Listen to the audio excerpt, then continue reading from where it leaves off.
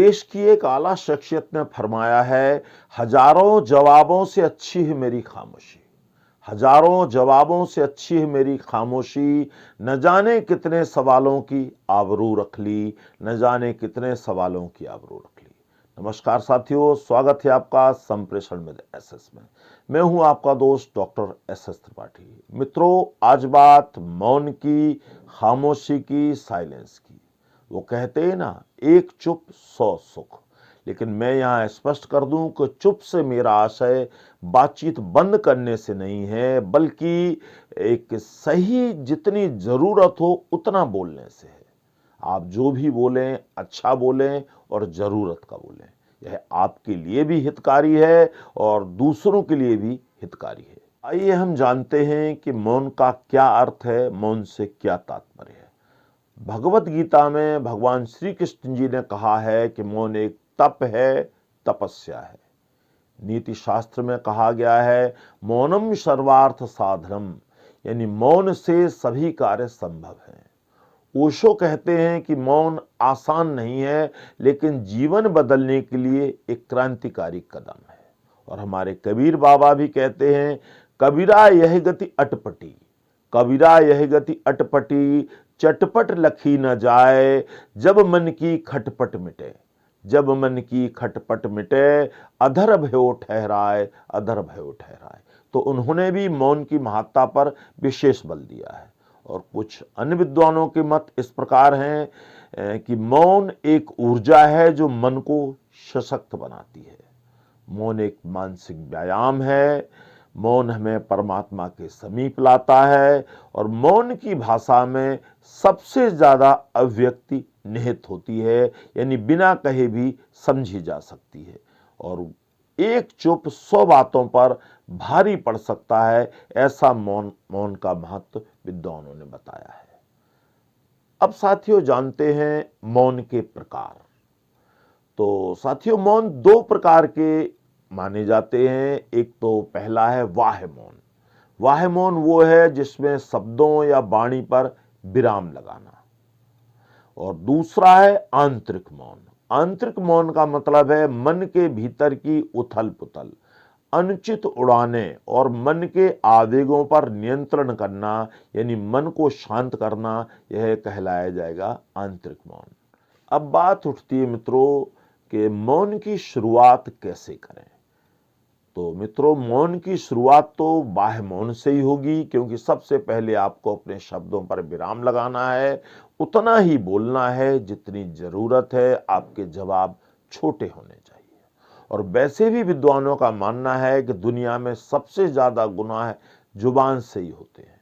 लोग कहते हैं कि गोली का घाव भर जाता है, लेकिन बोली का घाव नहीं भरता है। जहां तक जुबान की बात है, जिह्वा को तो खाने को चटपटा चाहिए और बोलने को अटपटा चाहिए, यही उसे पसंद है। भले ही हमें बाद में दोनों ही मामलों में भारी कीमत अदा करनी पड़े। अब बात उठती है साथियों कि कितना मौन किया जाए, कितनी देर मौन रखा जाए। तो शुरुआत आप सुबह उठकर 5 या 10 मिनट से कर सकते हैं। सुबह आप उठें और 5-10 मिनट मौन का अभ्यास करें। बाद में अभ्यास करके किसी भी दिन में, एक दिन में अधिकतम आप 20 मिनट से लेकर 1 घंटे तक का मौन रख सकते हैं, लेकिन दिन में एक बार। और इसके बाद आप जो है चाहें तो ये मौन का जो आपका अभ्यास है, यह घर के किसी कोने में, या घर में जगह नहीं है तो आप किसी पार्क में, आसपास जहां जगह उपलब्ध हो, छत पर, वहां जाकर आप ये मौन का अभ्यास करें। और वो निश्चित तौर पर आपके लिए फलदायी साबित हो सकता है। हो सकता है शुरू शुरू में आपको मौन का प्रभाव, सकारात्मक प्रभाव ना दिखाई दे, लेकिन धीरे धीरे आपको इसका प्रभाव दिखाई देने लगेगा। तो मित्रों, हम कुछ और बातें करेंगे मौन के बारे में एक छोटे से विराम के बाद। बने रहिएगा हमारे साथ, जल्द ही मिलते हैं।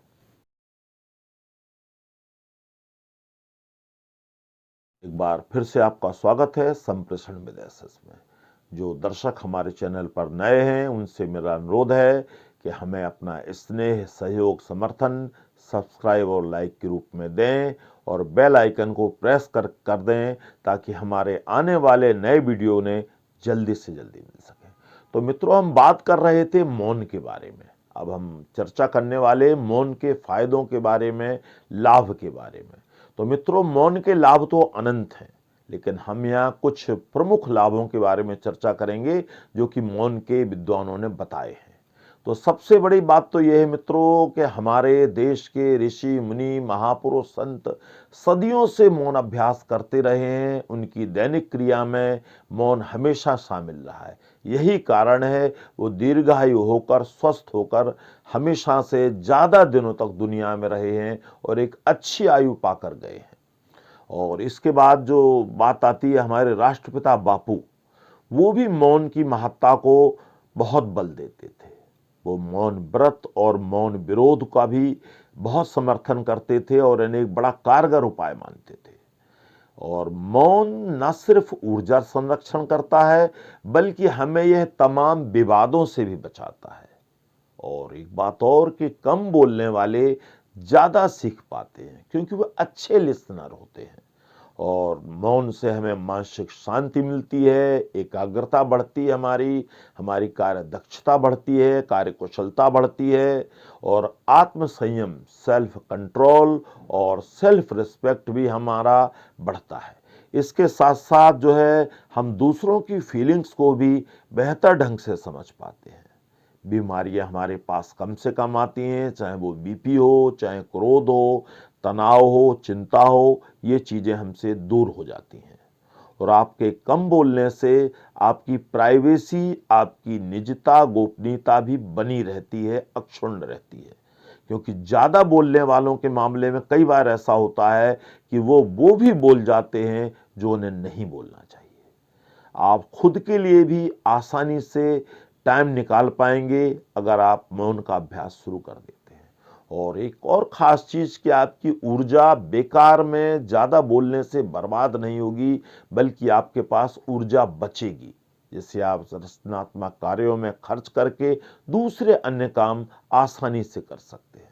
आपको नींद अच्छी आएगी, आपका स्वास्थ्य अच्छा होगा और जब ये सब चीजें होंगी तो निश्चित तौर पर आपका आत्मविश्वास मजबूत होगा, आपका कॉन्फिडेंस बढ़ेगा।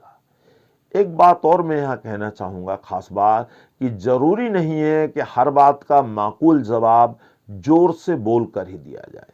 बहुत बार खामोशी भी एक बेहतरीन मुकम्मल जवाब होती है। अब बात करते हैं मित्रों कि आज मौन की जरूरत क्यों है।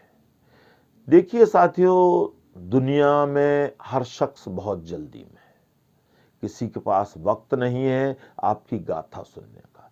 यही कारण है कि कोई ज्यादा बोले तो उसे उपदेश या बकवास करार दिया जाता है, कोई कम बोले तो लोग कहने लगते हैं कि बहुत ईगो इनमें है, घमंडी है, या कुछ लोग कहते हैं कुछ नहीं आता है। और अगर कोई सिर्फ काम की बात आपसे करे तो लोग उन्हें शेल्फिश या मतलबी करार देते हैं। तो इन स्थितियों में मौन ही सबसे बेहतर उपाय है, सबसे बेहतर विकल्प है। कि जरूरी नहीं कि आप हर बात पर प्रतिक्रिया दें, उतना ही बोलें जिससे काम चल जाए और उतना ही बोलें जितना कोई सुनना चाहे। अपने जवाब संक्षिप्त दें, छोटे दें। अब एक चीज और है मित्रों, हमने मौन के फायदे तो इतने सारे गिना दिए, बहुत सारी बातें हो गई। अब जरा मौन के नुकसान भी जान लेते हैं कि कुछ नुकसान भी होते हैं मौन के। देखिए मित्रों, कोई भी उपाय हो, विधि हो, तभी कारगर होती है जब उसका प्रयोग समझदारी से किया जाए। और यह बात मौन पर भी लागू होती है। कहाँ बोलना है, कहाँ चुप रहना है, यह तो आपको खुद तय करना होगा स्थिति परिस्थिति के अनुसार। जैसे जरूरत के मौके पर ना बोलना नुकसानदायी है, वहां आपको बोलना चाहिए। और कहा भी गया है, अति का भला न बोलना, अति की भली न चूप। तो अति तो हर चीज की बुरी है। अगर आप अत्यधिक खामोश रहेंगे, बिल्कुल चुप्पी साध लेंगे तो निश्चित तौर पर आपके लिए नुकसानदायी हो सकता है।